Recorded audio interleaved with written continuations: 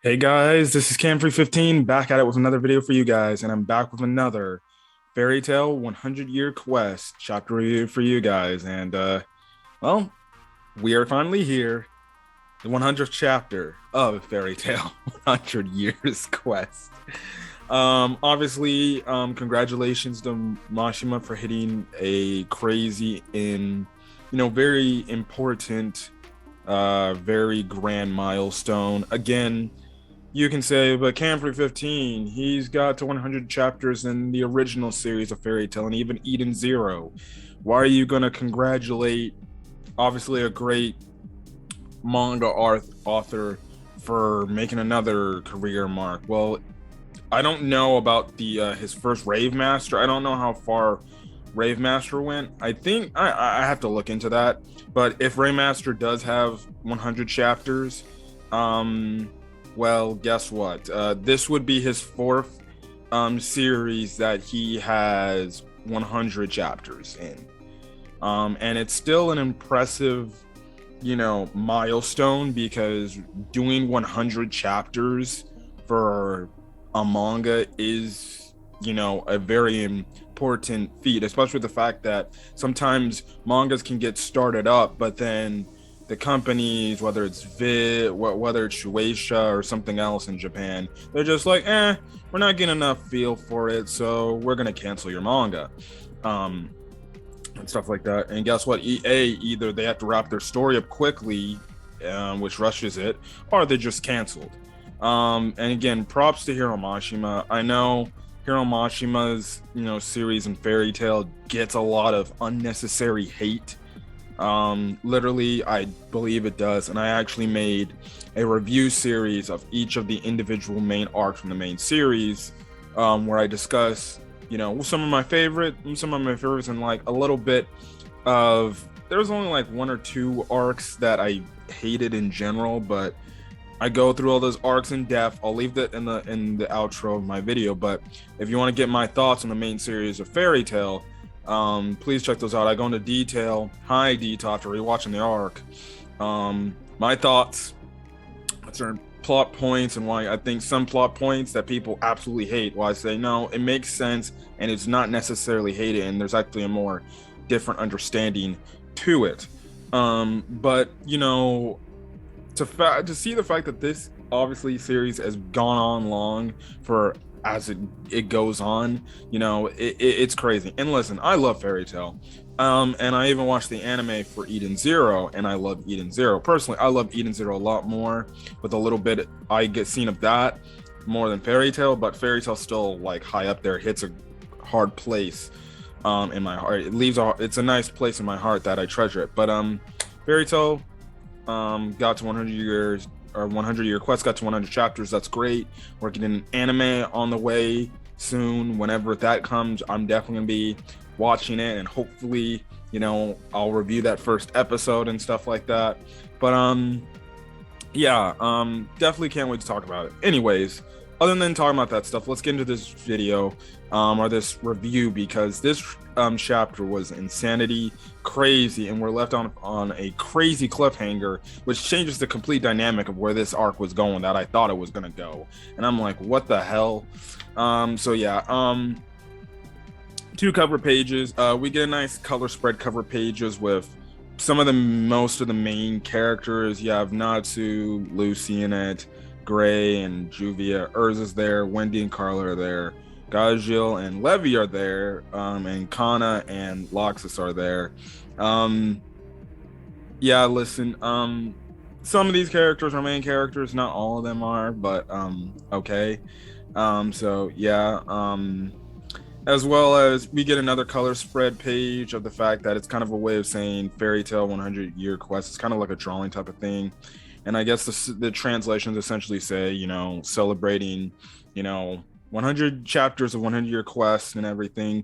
And essentially through this one this one drawn image, it has essentially most of the characters from the Fairy Tale, series, with not all the characters from the Fairy Tale series as a whole, but the characters that have appeared in Fairy Tale 100 Year Quest are other known characters we know of. and stuff like that that apparently might be hinted we might see later down the road.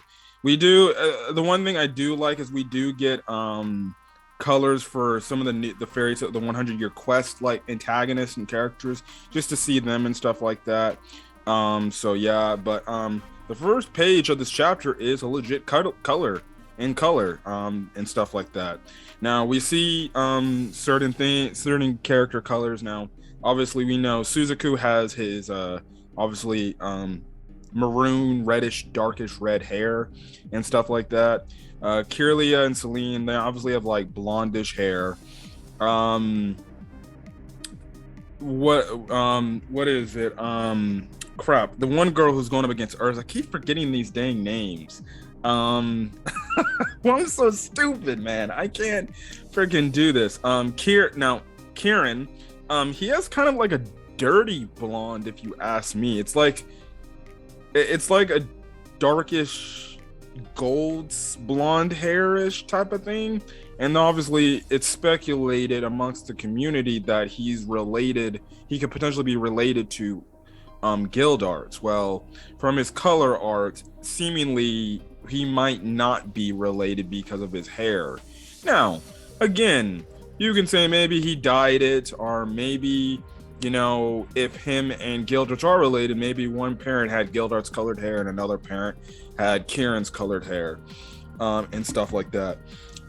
So yeah, but the girl, and I forgot her name, but the girl Urza's going up against, she has, I guess you could say turquoise hair. It's a light blue turquoise hair, and like matches with the eyes and stuff like that. So, yeah, which, hey, okay, interesting color. Oh, and if you were wondering about the dude Wendy was fighting, well, he has silver hair because that's what they show in the drawing and stuff like that. So yeah. Anyways, we pick up the chapter where we last left off last week from the standpoint of the end. We obviously had Natsu setting up a matchup against Suzaku. So Natsu's like, okay, I'm gonna get you back for what you did to me last time, and I'm gonna make sure I win this time now. Suzaku's like, you think you stand a chance? Listen, it's gonna be the same result essentially, and stuff like that. Now, Natsu and actually asked Suzaku, like, I thought you said you were gonna take down and defeat Celine or something like that. And he's like, and Natsu's like, why are you working for her? And essentially, Suzaku's like, well, her goal is to defeat the 5 dragon gods, which is our goal too, which I guess you can somewhat say that, but it's kind of like, no, you want to eat the dragon gods because to get better power, but whatever. Anyways, Natsu's like, well, it really doesn't matter. I don't care. I'm just going to beat you right here, right now, and stuff like that. And obviously, Suzaku's like, okay, dude, you're not going to dodge my sword. So we see Natsu go into his Fire Dragon King mode, which at first, after he gets hit and he shows scales, I'm like, wait. Can Natsu tap into his freaking Dragon Force now or something like that? But no, we find out it's his Dragon King mode, and Suzaku goes in for an attack. He goes past him, cuts him, and Natsu ends up taking the hit and actually blocking it. And again, his arms have scales, or his forearms have scales on them, dragon scales on them, and stuff like that. And obviously Natsu's, he's like, I did it, I blocked it, I knew I would, and stuff like that. Now, this, to Suzaku's chagrin, he's kind of like, what the hell? How did you block that? You could have not seen or defended that at all. And he goes on to make the mention the fact that his sword, slices even through dragon scales alone. And essentially Natsu says, well, these are the flame, these scales are the flames of a fire dragon king, which it shows that he's in his fire dragon king mode, and we know it's a crazy high powered boost up in power for Natsu, and it's a much different type of firepower he can unleash and everything. So he goes in for an attack, and Suzaku dodges it, but then Suzaku unleashes his sword again for an attack. Natsu blocks it, and Suzaku's like, okay, what the hell is going on? This guy's blocking my sword attacks with his bare freaking hands. I don't know what the hell's going on here.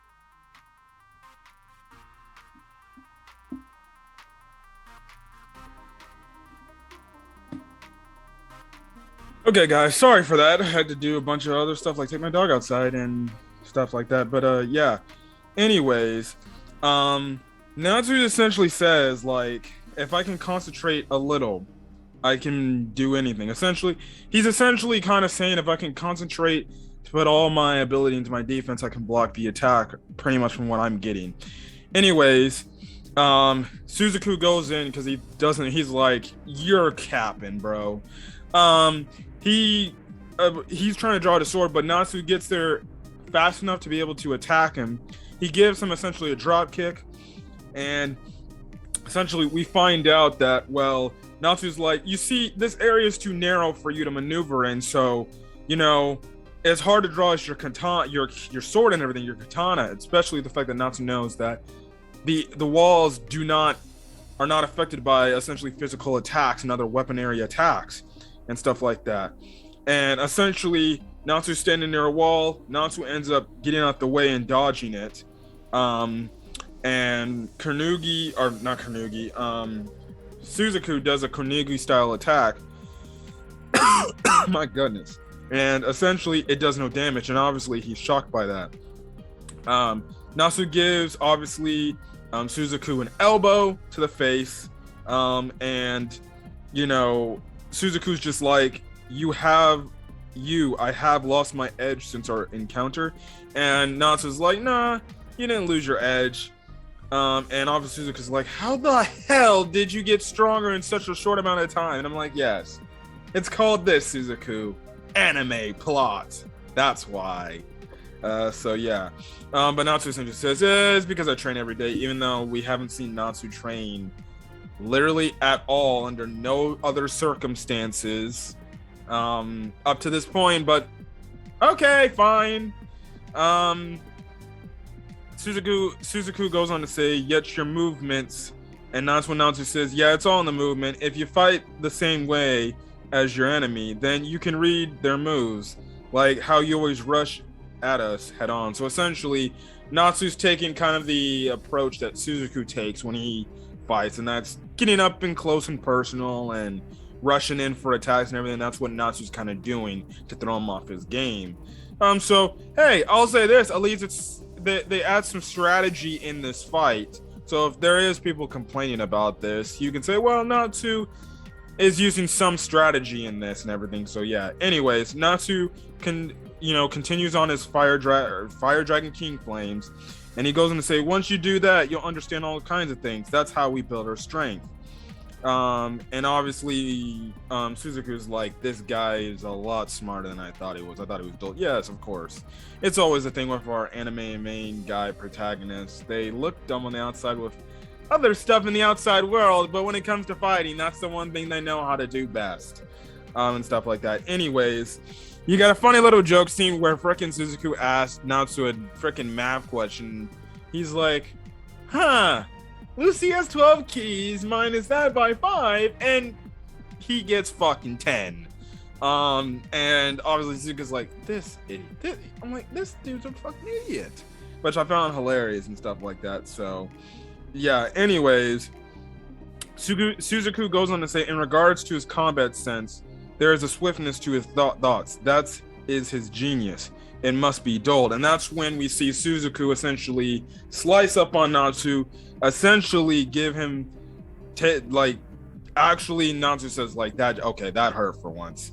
And obviously, it hurts and he slices up. I'm like, what the hell? But the thing is, Natsu's still seemingly okay. And Suzaku's kind of thrown off. He's like, whoa, wait a second. How is he still standing after that?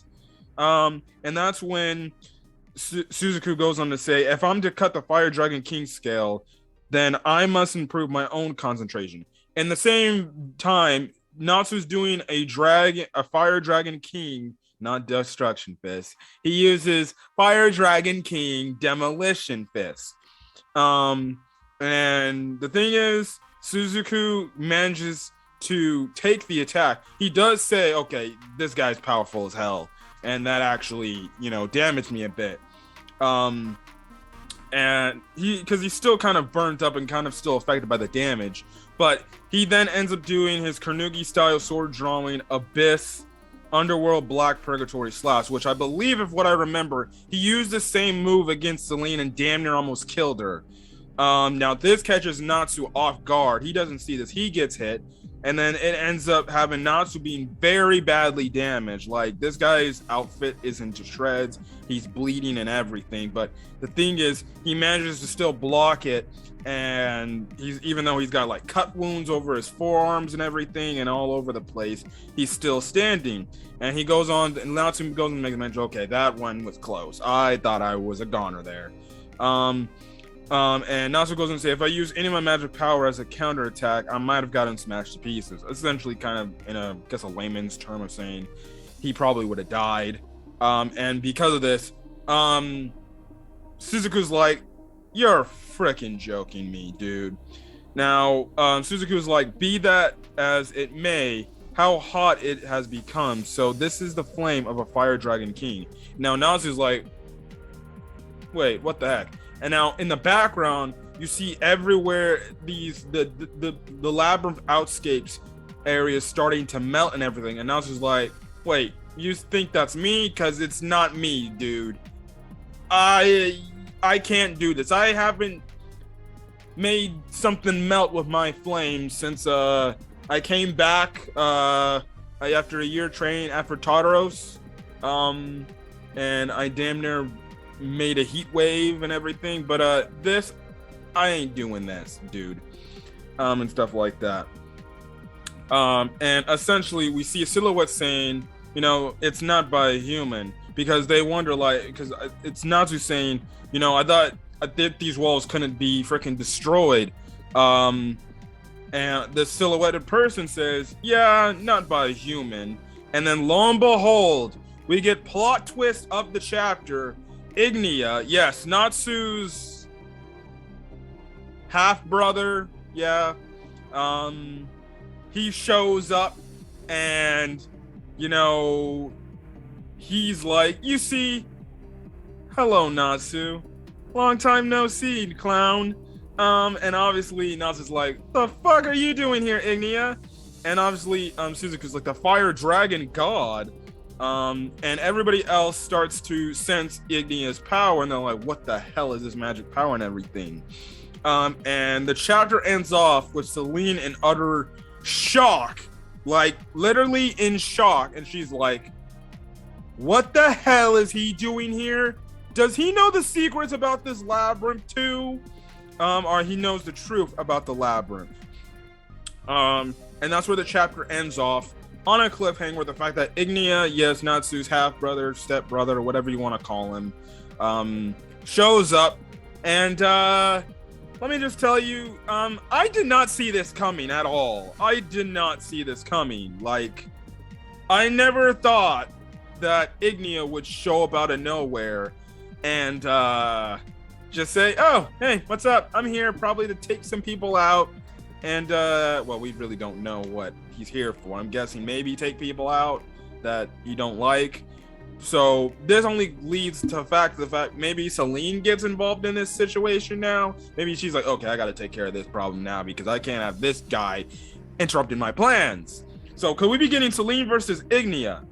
Oh my goodness. This, dude, this is insane. I did not see this freaking coming.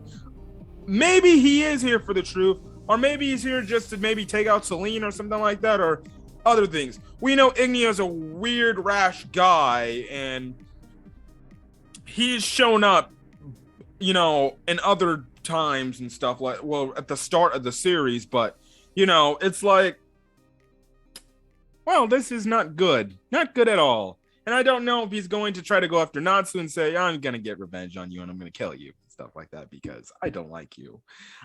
So yeah, I don't know where this is gonna go, but okay, you got me hyped, and I'm definitely this whole plot twist. I'm like, okay, this changed the arc. This changes the arc in its entirety now.